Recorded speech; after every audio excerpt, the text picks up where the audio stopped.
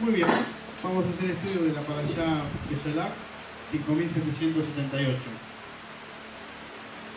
Esta Parashá, el texto que adosamos a la Torá en sí misma, es Yohanan Juan, capítulo 6, donde Yeshua se presenta como el pan del cielo.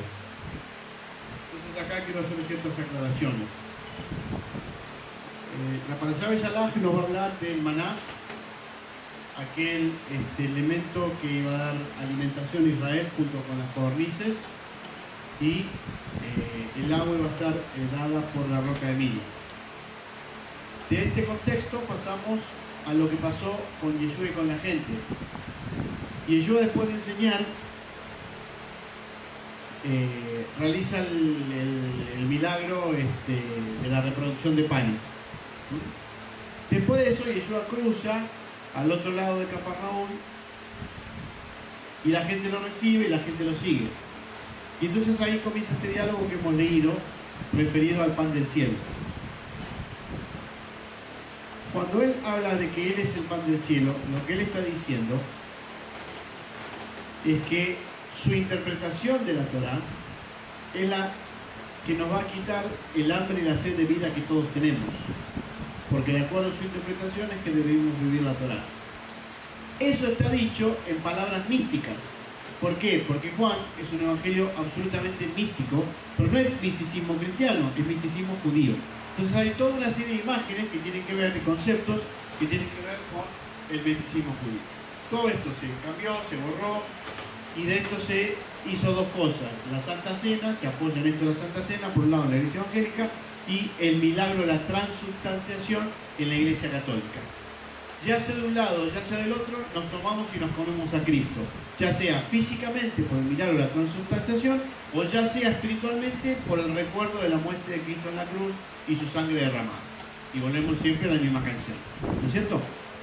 Como que Cristo hubiera venido solamente a morir en la cruz, reventado ahí, todo masacrado y todo lo demás, como que esa fue la función de Cristo.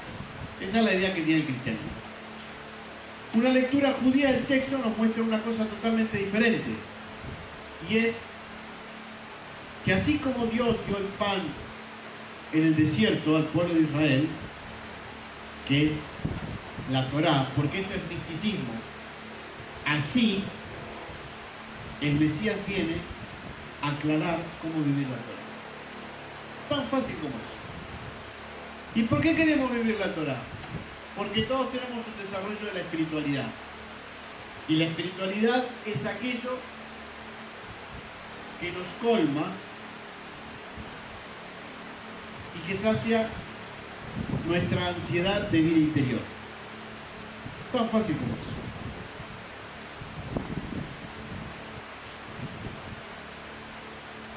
Por eso le preguntan, ¿qué señal nos vas a hacer? Queremos saber con qué te vas a presentar a nosotros para que nosotros creamos. Y él dice que lo que hay que hacer y la señal que va a presentar es que tenemos que creer en él. Creer en él significa vivir la Torá como él enseñó. Simple, tan simple como eso. ¿Qué es lo que hizo el pueblo de Israel? El opuesto. Vamos a estudiar en este sector de las Escrituras que el pueblo de Israel más de una vez se sublevó frente a la voluntad divina y cuestionó continuamente la voluntad divina. Y el pago de haber hecho eso es que la generación que sale del desierto, que sale de Egipto, muere en el desierto. ¿Por qué? Porque no estaban preparados para ser libres. Sobre eso vamos a hablar al final.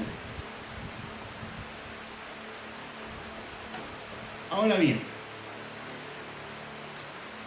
un detalle respecto al 27 de enero. Como habíamos visto, dicho en la oración del Kadish, estamos recordando, por así decirlo, la liberación del campo de concentración de Auschwitz. Quiero ir a una cosa un poco más general. ¿Cómo puede ser que 6 millones de personas hayan sido asesinadas y no hayan reaccionado. ¿Por qué no hubo una revuelta judía? Esto ha sido estudiado por sociólogos, por psicólogos, por todo lo que se les ocurra, historiadores, lo que se les ocurra. Y la verdad es que hubo resistencia judía focalizada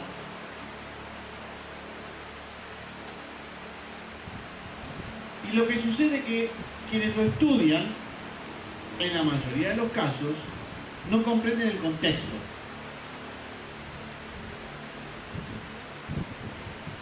Es muy fácil, pasados los años, mirar hacia atrás y pensar, pero si los iban a matar, ¿no era lo mismo que murieran peleando a que se queden pasivos, a que los lleven y los arrastren? Claro, pero nosotros ya estamos viendo la noticia con el diario del lunes. ¿Quién se le ocurría en ese momento que iban a hacer semejante barbaridad? Que vivieran en guetos, la judería estaba acostumbrada. Que fueran marginados en la sociedad, la judería estaba acostumbrada. Pero que fueran matados de forma industrial, la humanidad nunca lo había vivido. Era una cosa que no existía. Segundo, la publicidad alemana mostraba otra cosa. Y uno quiere creer que el hombre es malo, pero no tan malo. Entonces, si nos llevan a un lugar en donde supuestamente vamos a hacer trabajos forzados, pero vamos a poder vivir, bueno, sigamos, porque no podemos creer que sea tan malo el ser humano. El contexto fue que toda la sociedad circundante apoyaba lo que hacía la SS. No habían voces que se levantaban diciendo, no, ¿cómo vamos a hacer esto? Está mal contra la humanidad, no corresponde. La gente te denunciaba, el vecino de acá, el vecino de allá te denunciaba que vos eras judío. Entonces, ¿quién te va a defender? ¿En quién te apoyas? Te quitan el trabajo, porque fue escalonado. Te quitan el trabajo, te quitan la propiedad, te quitan las posesiones, te dejan sin nada. Te ponen un soldado con una ametralladora que te dispara inmediatamente. Y vos ves cómo muere este, muere el otro, muere ese nene, muere ese bebé, muere ese anciano, en el momento y queda tirado ahí en la calle. No tenés armas para levantarte en una revuelta. Vas a comprar armas y no te las venden.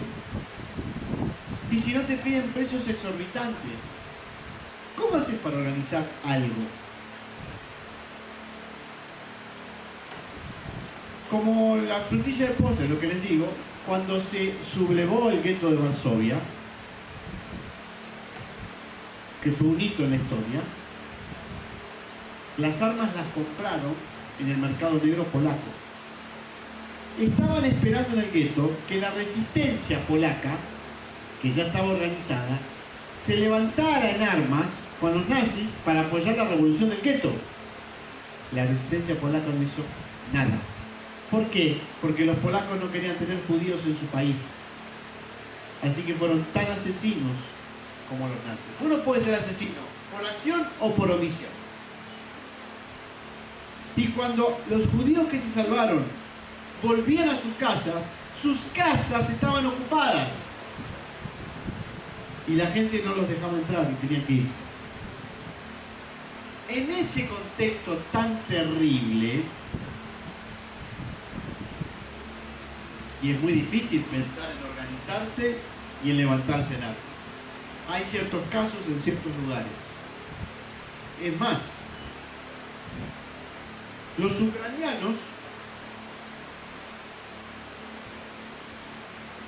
eran peores que los nazis.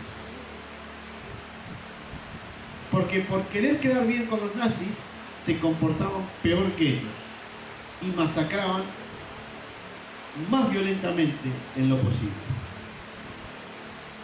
Es un contexto muy complejo.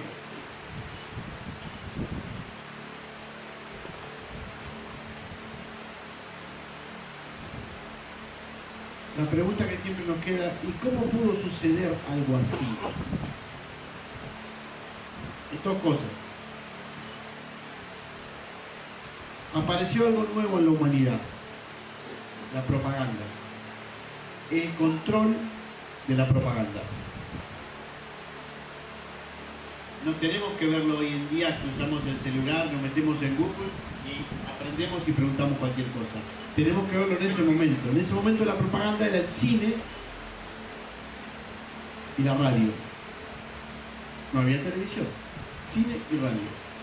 Si controlás, Alemania fue el primer país en tener un ministerio de propaganda. Si vos controlás el cine y la radio, vos estás controlando el pensamiento de la gente y la información.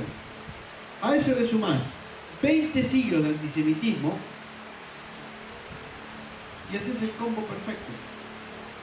La culpa de todo la tienen los otros, en este caso, los judíos. Y la manera de eliminar la maldad es eliminar el que produce el mal, y el mal lo producen los judíos. Cuanto más elimino al judío, más purifico la humanidad. Entonces hay que matarlo como a las ratas. Por eso el judío se lo comparaba con las ratas. Literalmente hay películas nazis donde hay judíos y hay ratas. Literalmente. La cuestión es, primero, la propaganda. Segundo, la empatía. La empatía es sentir lo que siente el otro. Tener la capacidad de sentir el sentimiento ajeno. Lo que anuló la maquinaria nazi es la empatía.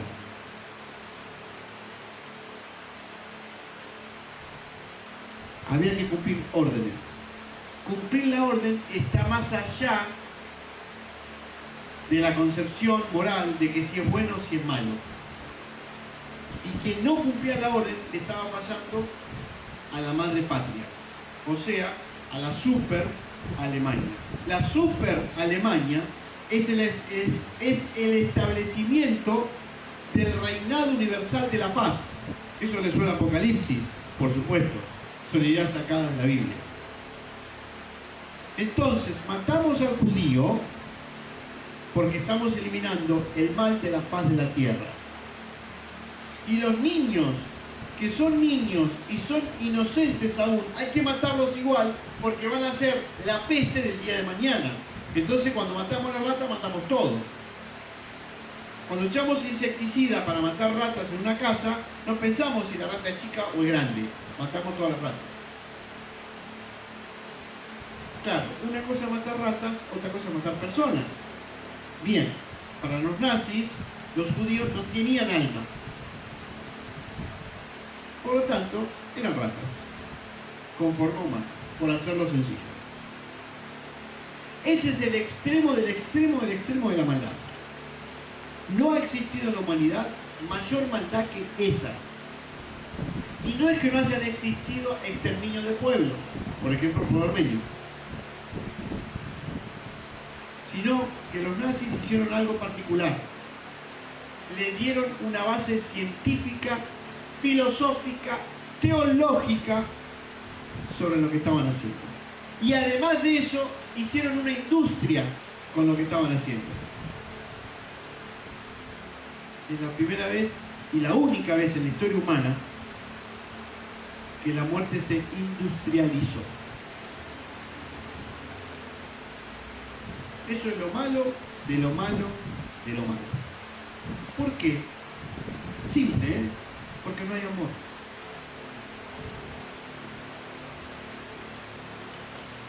Hay una circunstancia, y después voy a unir todo esto con la palabra de hoy, ¿eh? Hay una circunstancia muy interesante, muy interesante.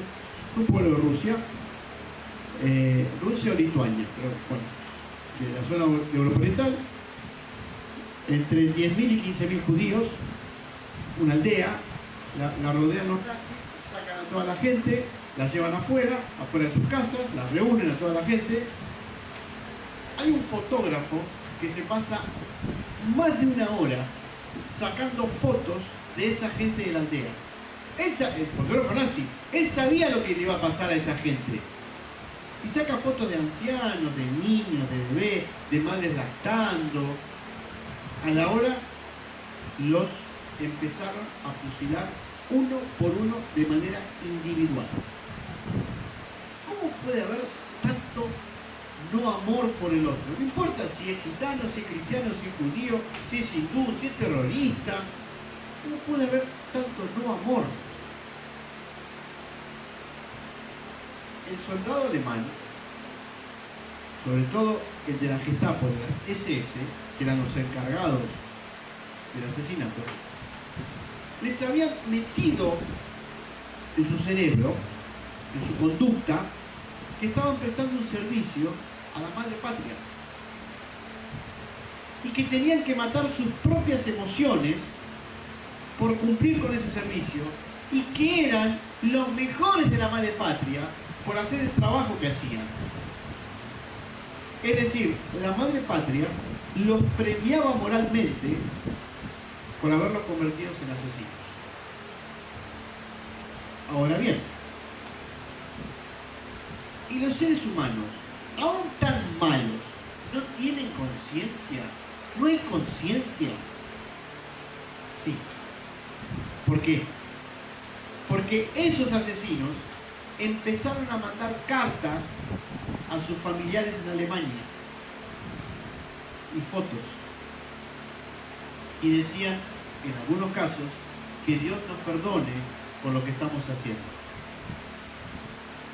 Cuando eso es visto, porque estaba todo controlado por los nazis, por los mismos nazis, esa es la voz de Dios actuando ahí, cuando empiezan a ver eso en la misma Gestapo, es cuando empiezan a pensar en un asesinato en masa industrializado, donde el asesino no vea al asesinado, que con las cámaras de gas. Segundo, cuando pierden la guerra, cuando saben que ya pierden la guerra, después de toda la locura de creer de que iban a vencer y que los dos ejércitos, rusos y aliados, iban aplastando a los alemanes, y ellos hasta lo último pelearon pensando que iban a vencer, cuando se la vieron venir, trataron de desmantelar los campos. ¿Por qué? Si era tan bueno lo que hacían a la humanidad, ¿por qué trataron de ocultar? Porque la conciencia los acusaba. Y la conciencia no es nada más ni nada menos que la voz divina.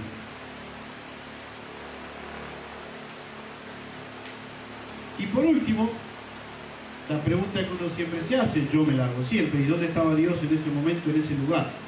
Porque una cosa es ver una película, o leer un libro, o leer qué bendición esta persona, cómo se salvó de todo. Pero cuando la persona cuenta eso, también cuenta lo que le pasaba a su alrededor, cómo íbamos muriendo nosotros. ¿Dónde estaba Dios en todo eso? Eso no tiene respuesta. Nadie ha podido responder. Nadie. Es un misterio para la humanidad. Podemos encontrarle explicaciones históricas, sociológicas, religiosas. Hay que estar ahí. Ahora, que Dios estuvo, estuvo. Porque quienes se salvaron, no se salvaron por voluntad propia, querían morir. Pero había algo en sus cabecitas que les decían, tenés que vivir para contar y ser testigo de lo que está pasando acá y que toda la humanidad sepa lo que se hizo. Esa es la voz divina. Así que Dios estuvo, Dios los llevó, y Dios a algunos de esos los salvó. Ahora, ¿por qué fue necesario? No hay respuesta. Bien. La consecuencia de la Shoah es el Estado de Israel. Sin Shoah, sin Holocausto, no hay Estado de Israel. No lo hay. Porque la sociedad occidental no le hubiera dado al pueblo judío un pedacito de tierra. ¿Por qué? Porque el petróleo es más importante que 13 millones de judíos. Y los árabes nunca iban a permitirlo. Fue tanta la conciencia impura de la sociedad occidental, porque sabían lo que estaba pasando en Europa y no hicieron nada, no bombardearon las líneas de los ferrocarriles para que no sigan llegando trenes a Auschwitz, o a Treblinka, o a Sobibor, o a Treblinka y otros campos más. Sabían lo que pasaba, pero no les interesaba. Tenían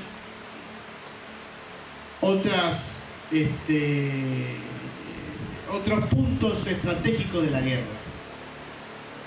Y en la medida que los nazis iban perdiendo la guerra, en vez de sacarle recursos al asesinato de judíos, le ponían más recursos, y más trenes, y más soldados.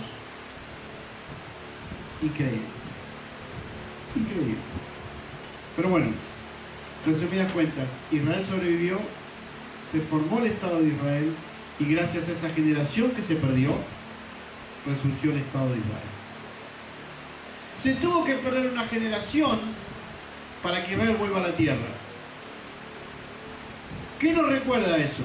Que la generación que salió de Egipto se tuvo que perder en el desierto para que la próxima generación luche por la tierra.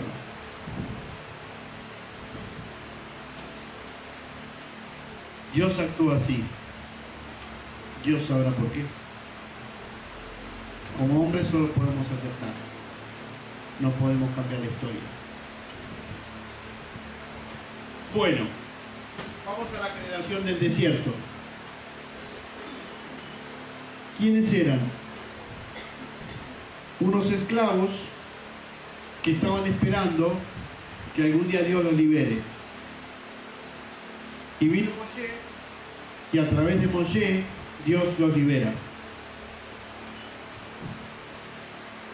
Hemos estudiado las 10 plagas. Grandes acontecimientos para que el pueblo salga. Cuando el pueblo sale, ¿qué hace? Se queja. ¿Para qué nos sacaste de Egipto si ahora nos vas a destruir? ¿Para qué nos sacaste de Egipto si ahora no tenemos agua y nos vamos a morir de sed? No tenemos comida, no tenemos carne.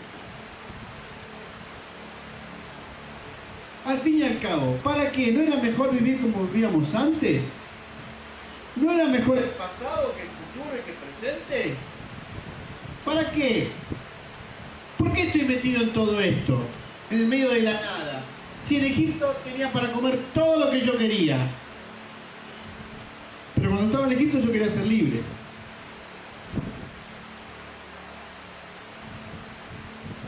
Como siempre les digo, si Dios les hubiera dicho que esa generación se iba a morir en el desierto, ninguno iba a querer salir. De esa generación va a surgir la Torá después. Y esa generación va a exasperar a Moshe hasta el punto cúlmine. Y le van a echar siempre la culpa a Moshe. ¿Para qué me sacaste de Egipto? Si yo como esclavo era feliz. Al fin y al cabo, tenía todo lo que necesitaba. Una casa donde dormir, un poco de comida para comer y trabajo todos los días. E iba a sobrevivir un día más.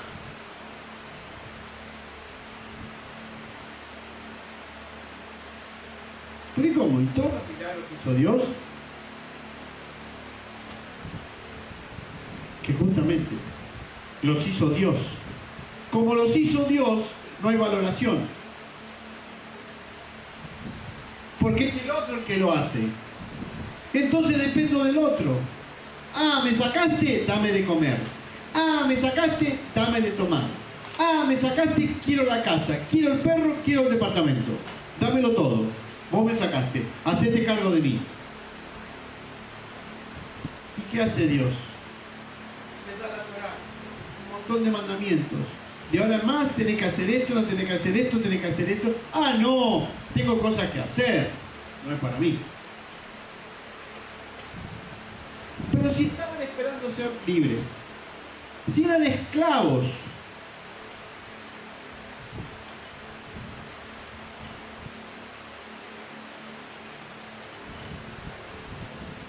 cuando uno es esclavo quiere la libertad. Y cuando uno tiene la libertad, tiene que cambiar la mentalidad y dejar de ser esclavo para pasar a ser responsable.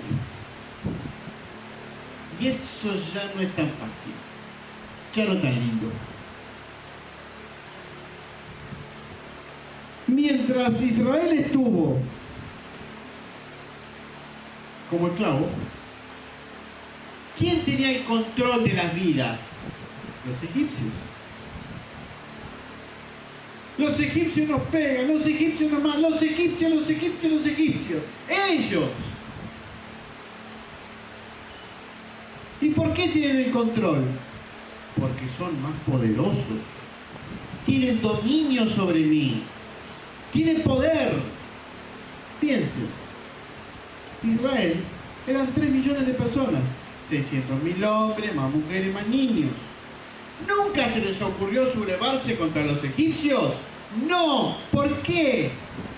Estaban esperando que alguien llamado Dios los venga a rescatar. Porque ellos estaban presos de sí mismos. No se consideraban lo suficientemente fuertes como para ser libres. La esclavitud no está afuera. La esclavitud está dentro.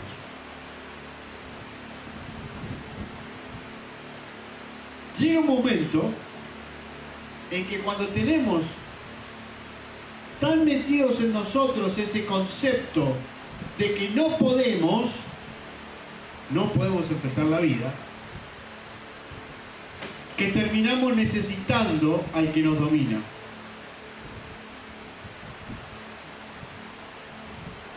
Y nos convertimos en seres inmaduros que necesitamos al opresor. Porque sin el opresor parecería que nadie nos cuida. Bueno, ¿cómo rompemos eso? ¿Cómo rompemos ese concepto? Miren que no hay que pensar en la esclavitud, también es un trabajo mal pago. Estoy mal pago y no me pagan bien. Yo quiero otra cosa, pero no me voy. ¿A dónde voy a ir? Y si pierdo este me paga poco, pero me paga. Y me sigo quejando, y me quejo, pues no hago nada. Estoy esperando que alguien de afuera me resuelva el problema. Como que las cosas se van a solucionar solas. Mentira. Eso es evadirse. ¿Cómo rompemos con eso?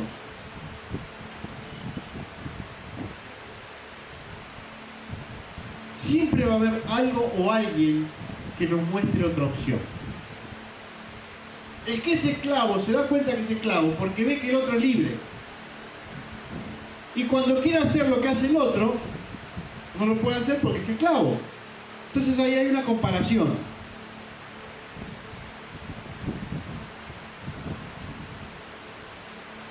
Pero se necesita el deseo interno de ser libre para romper la propia cadena. Pero para tener ese deseo hay que ser responsables. Porque una vez que somos libres, tomamos decisiones. Las nuestras, no las de nuestro opresor. Y nuestras decisiones tienen consecuencias, a veces buenas, a veces malas. Ya no está más el opresor. No hay que quedarse con el fantasma de la opresión. Hay que dar el paso adelante. Pero para dar ese paso adelante hay que enfrentar ¿qué cosa? El miedo. Miedo. No soy capaz.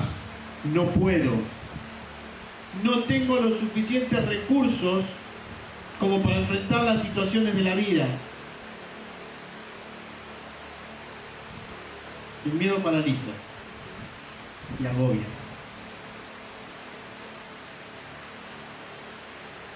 Y si quedamos en eso, somos esclavos de nuestra propia debilidad.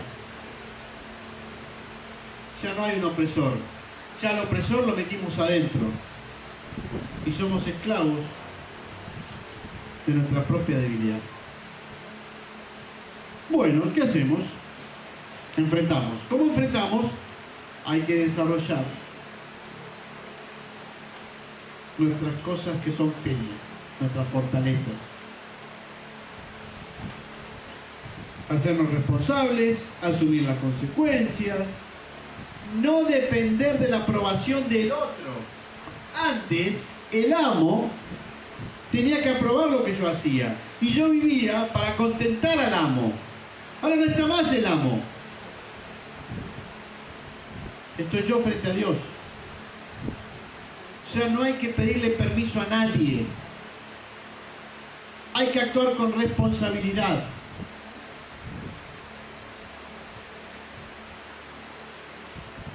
Y por último, vencer el miedo a ser libres. ¿Cómo que no tiene miedo a ser libres? Por supuesto que sí. Porque cuando se es libre, ya no hay parámetros que nos limitan. No hay limitaciones. Es nuestra propia responsabilidad la que está en juego. No hay que temer a pensar, a investigar, a avanzar, a proponer cosas en la vida.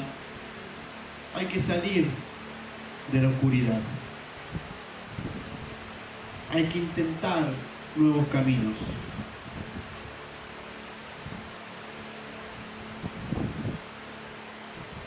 Inevitablemente,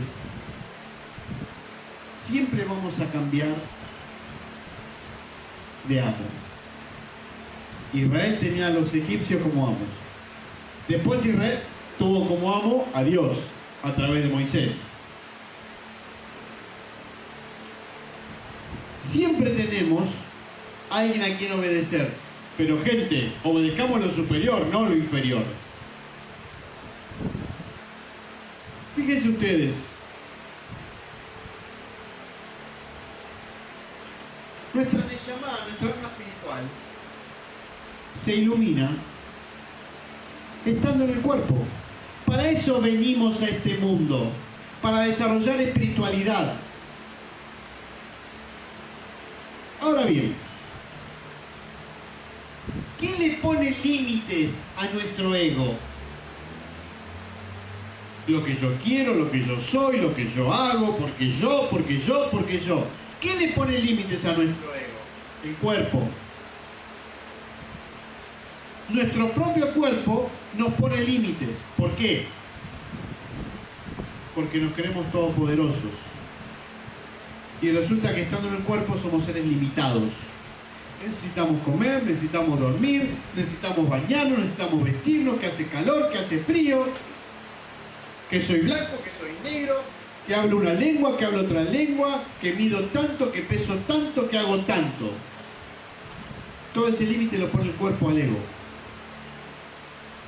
Porque si fuera por el ego, trataríamos de conquistar todo lo que nos rodea. Y aún teniendo ese límite, intentamos conquistar el mundo y estar en el lugar de Dios. Es más, tal es el límite que el cuerpo le pone al ego, que vivimos una cierta cantidad de años, que son los años que vive el cuerpo. Y después nos vamos de acá. Si no fuera así, nuestro pensamiento de la existencia sería totalmente diferente. Y a Dios gracias. Y a Dios gracias que puso al ego dentro del cuerpo. El ego, la personalidad, el egoísmo, el impulso del mal, como lo quieran ustedes desarrollar. ¿Y quién le pone límites al cuerpo?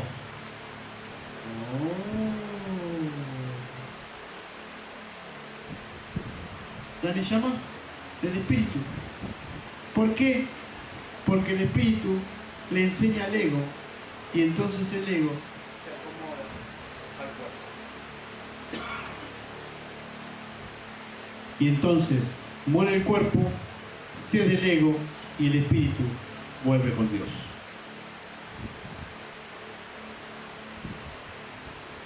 Queremos ser libres. Bueno, seamos libres de nosotros mismos.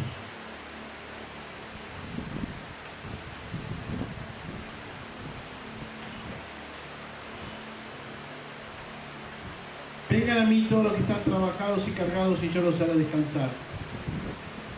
Llevad mi yugo sobre ustedes y aprendan de mí que son mansos y humildes de corazón, y hallaremos descanso para nuestras almas. Porque el yugo de Yeshua es fácil y porque ligera es su carga.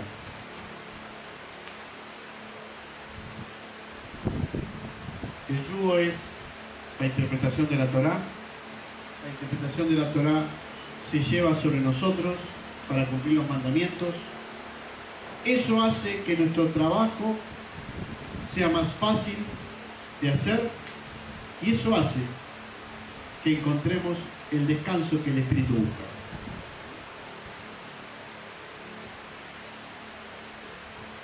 El cómo, el por qué, el cuándo, el dónde pertenecen a nuestro amo superior, a Dios.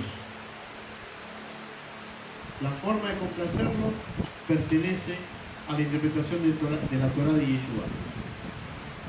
Nuestra parte es trabajar para que la Neshama se ilumine, para que eduque al ego y para que el ego sea condescendiente con el cuerpo. Y entonces vamos a ser libres, libres de nosotros mismos, de nuestra propia oscuridad.